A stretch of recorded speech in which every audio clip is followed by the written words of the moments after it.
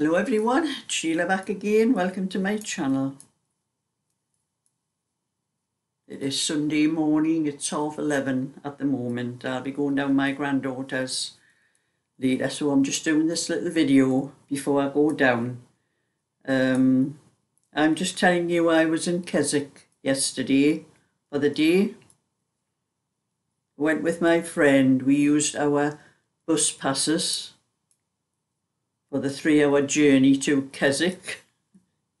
The bus passes, if you don't know, if you're not in this country, we have bus passes and it doesn't cost us anything to go on the buses. There was one or two people getting on the bus that had to pay, and it was £30. Would be £30 there and £30 back.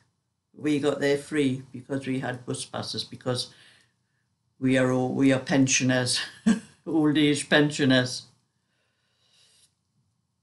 But I went there. It started off quite well, but my friend was in a funny mood and she really spoilt my day.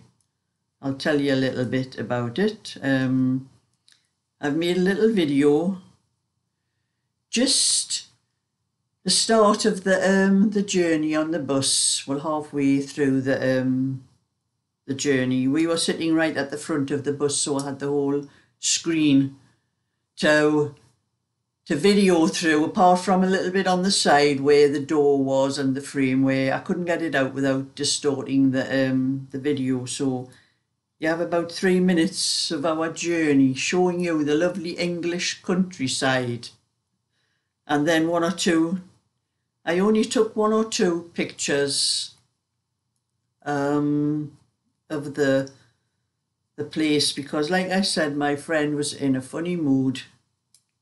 And I'll tell you a little bit more about that, but I'll show you the pictures first.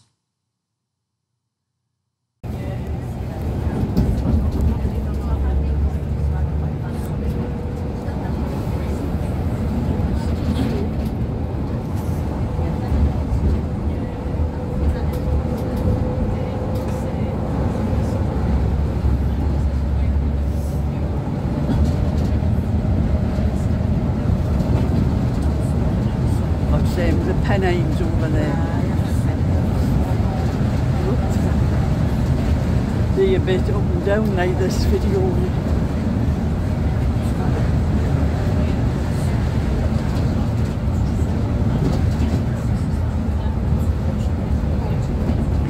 It's a lovely English countryside.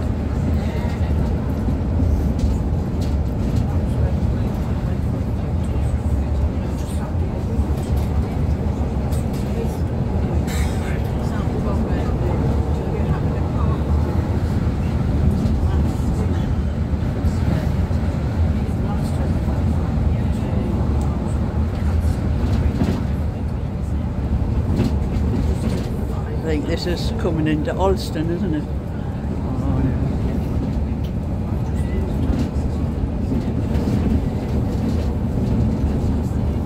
Oh, I got the best seat anyway for filming, haven't I? Right in the front.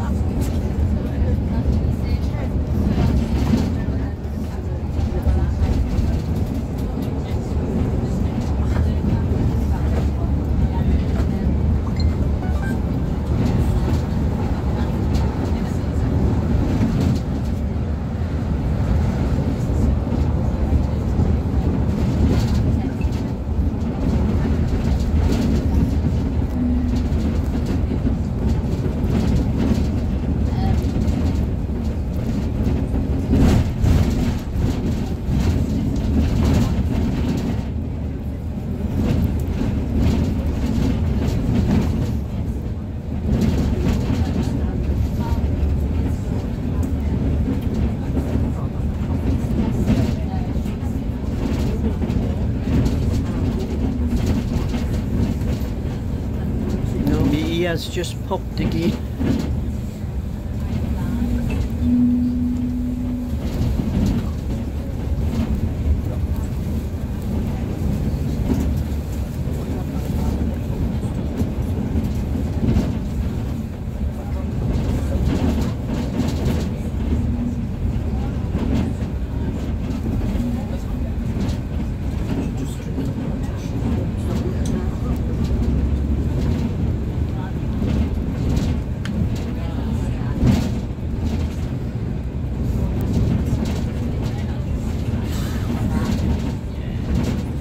The Bluebell Inn.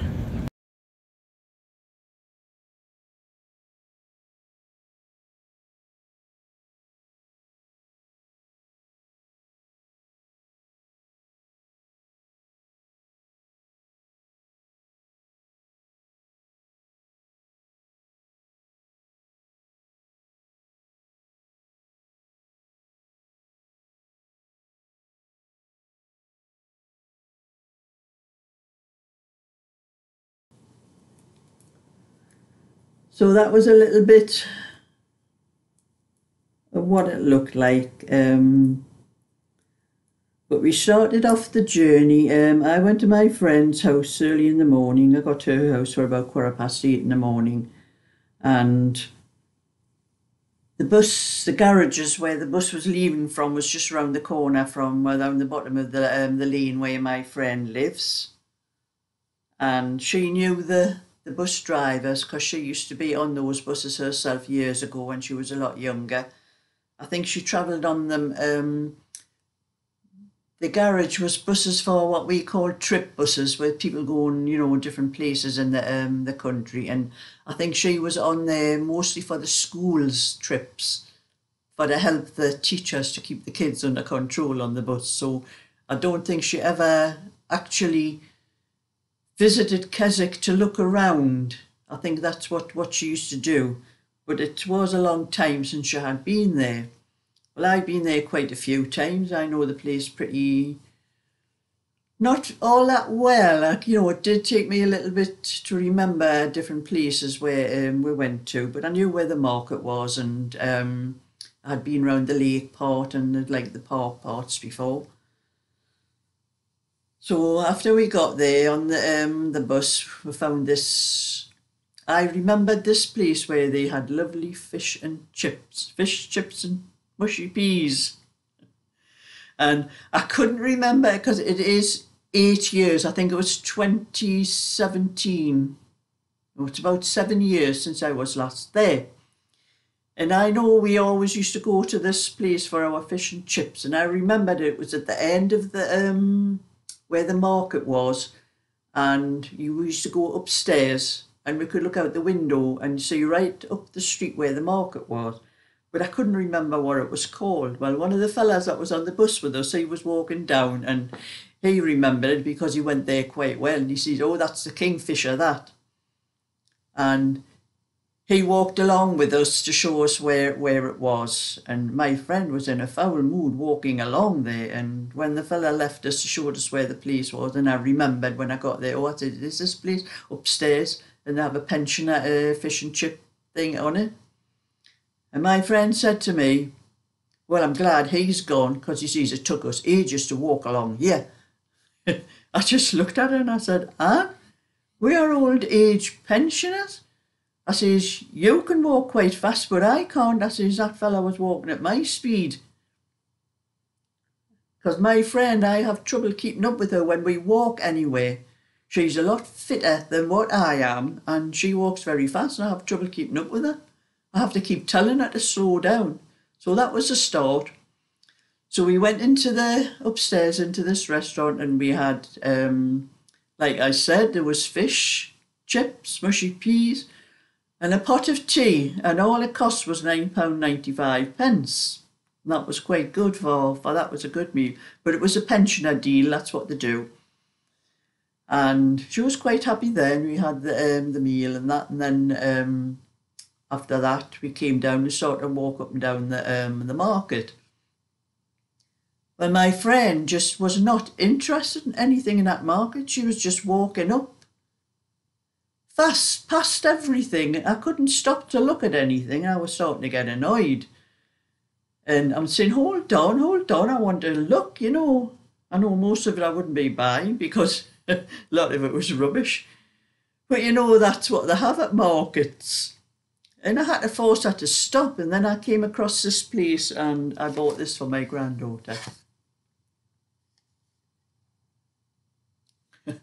A home is not a home without a Frenchie, because she has 2 Frenchies. Oh, that perked my friend up because her granddaughter has a Frenchie and one of her other Her daughter, I think, has Pomeranians, so she found two. She bought one of these herself and one with the Pomeranians on. That pleased her for a little while. We start walking further on, and I keep trying to stop to look at the stores, and she's just walking on, and I'm saying, Anne, you just carry on. I says, I'll catch you up. I'm looking, then I saw this place. Cotton handkerchiefs, you do not see these anymore. I haven't seen them for a lot of years. These were always given as Christmas presents at Christmas. We always used to get loads of things like this. But everything is paper tissues now, isn't it? And I had to shout to my friend because she was away up the road. I says, Anne, come down and have a look. And she, oh, yes. She was happy then. She bought some handkerchiefs for her husband because he only likes these. And I thought these are nice to have just to carry around one with you, you know. So that's what I bought that. And that was only £4 for those. And it cost me £5 for the little plaque. And that was all I actually bought. The rest, when I'm looking around, there was nothing else that I wanted really. But after we passed through the top, passed as far as the market, went up the top, it's quite a long road that you go up with, where the market was. And then you go around this parks and you can go further down to the lakes. And we come to the park place. That was where one of the little pictures I put on, there was a dog, a collie, black and white collie, kept coming up to me with this great big stick, knobbly stick thing in his mouth. He kept coming up to me, I don't know why he picked it on me. There was a young girl sitting on the grass, and I think the little thing that I showed with, it looked like a little twiggy like tree thing with, they were like little fairy dolls, they were fairies, they were selling them on there. I think the dog belonged to her. But he kept coming up to me with this knobbly wooden stick. I think he wanted me to throw it for him. Oh, I'm not going to throw it. I say, there's people all over the place with dogs and that, you know. Anyway, I wanted to walk down to the lake part, and my friend, I'm not walking all the way down there. And I says, Anne, that's what we've come for. She says, but you've seen it all before. I says, I know, but I says, I don't mind walking down. It's just a nice walk. That was the kind of mood she was in the whole time we were there, and I wished I'd never went with her. We never got down to the lakes, and I says, well, we'll go into where the park things were. They had like putting green with a great crazy golf and things, and that she wasn't interested in going in there either. So we walked back up to the market again, and we came down the other side because we had walked up one side, but we hadn't walked down the other side to see what was on there. And there was nothing, you know, that we was just watching, just looking at what was there. We didn't want anything. And then and my friend says, well, we'll just go in a pub and get a drink. I says, you mean we've come all the way on this bus ride? I mean, isn't me? I was getting more and more annoyed. I says, on this bus ride, 3 hours on the bus, I says, for to get fish and chips and then go and sit in a pub. But I relented, I gave in, we went in. I says, I'm not staying here all the time, man, because we had to be back at the bus station by 4:20. Ronnie, he was the bus driver, he said that was the time he was coming back to the bus station. And we got there about 12:30, so we had about 4 hours to kill. So that was 3 hours after we had a meal and a walk around the market. So we went into this pub anyway for about an hour, and we just had like a half shandy each. And then my friend was complaining because there was lots and lots of people coming in with dogs. Well, it's a dog-friendly place. She was complaining. There was a couple sat on the tables next to us, and because the dogs were coming up and I was stroking the dog, and shouldn't be allowed in with dogs. I says, Anne, it's a dog-friendly place. I says, that's why people come here. She just didn't like that at all. We stayed there for an hour. Went back out again. I tried to persuade her to walk down to the lakes because by this time it was just after 2. So we had a couple of hours to kill, and she just wouldn't go anywhere. We were just walking around, and then I have trouble with my hip and my leg. I can walk around for about a half an hour, but if there's anywhere to sit down, I'll sit down for a few minutes, and that eases off the aches and pains, and then I can walk around for another half hour without any problem. But she was just wanting to sit down, just sit there and not do anything. I don't know what was wrong with her, but anyway, she messaged the bus driver because he was a friend of hers, and she had him on her phone and that to see where he was. This was 4 o'clock. She wanted to go and sit in the bus to wait to go home, and he wasn't in the bus in the car park where all the buses went, because I have to pay to park there. He was parking somewhere else, and he says, "Oh, I'm up the other end of the town, and I'm one of the lay-bys up there." He says, "Just wait." We walked away from the bus station because there was an awful lot of people waiting to get on the bus. But you know, when you get on the bus, you automatically go to the same seats that you had when you came, because it's all the same people on the bus. But she didn't want to wait there because somebody might sit in our seats, because we were sitting at the front of the bus, so she could talk to Ronnie, the bus driver, while we were driving along. And I said, "Anne," I says, "people will go in the seats that they came on." But no, we had to walk away. So we walked away, away past. She asked Ronnie where he could meet her when the bus came down before the bus station, and he told us a certain place, a co-op place it was. So we had to wait around there for the bus coming, and he would stop and pick us up there, so we got our seats. So we got our seats at the front of the bus again. But you know, it was very uncomfortable in those seats because there was no way for me to stretch my legs. You know, when I got off that bus after 3 hours going there and then 3 hours coming back there, my legs nearly collapsed because I couldn't stretch them out. My knees were aching, my legs were aching. But my friend was sitting, I was sitting beside the window, and she was sitting on the side beside the aisle. And there was a gap where she could stretch her legs out, but I couldn't, and she wouldn't change seats with me. Then we were talking on the way back, and she says, she says, there's a bus trip going from my club, the Blucher Club, that's where she goes. She says, to see houses, do you fancy that? And I said, "No, thank you." That was me saying that to myself. And I just said, "Well, no, I don't. I'm not going on any bus trip to see houses. I've been there before, and I says, there's nothing there to see. I'm not going to sit in some pub all day."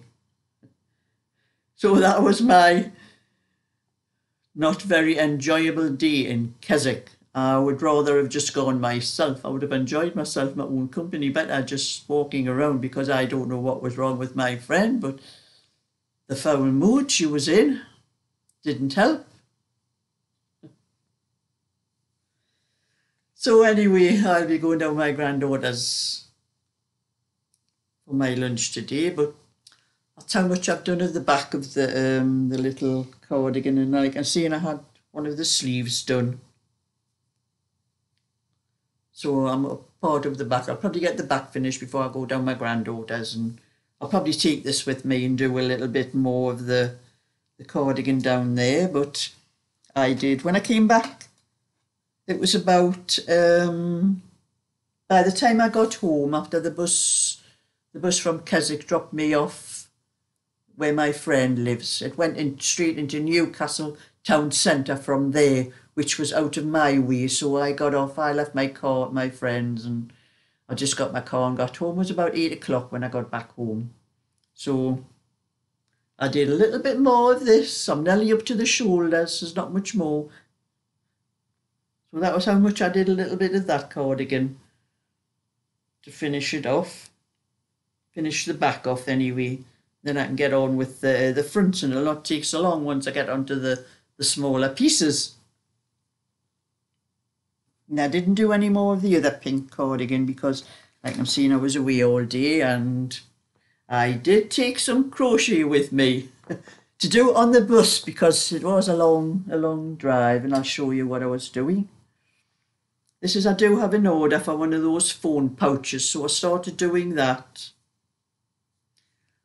I could have done a lot more than that, but the bus was very, like jump like this all the time, and sometimes the hook was going in the wrong place and that, and so that's what I did anyway. On the bus, I did a little bit going there. After about an hour and a half, I think I gave up.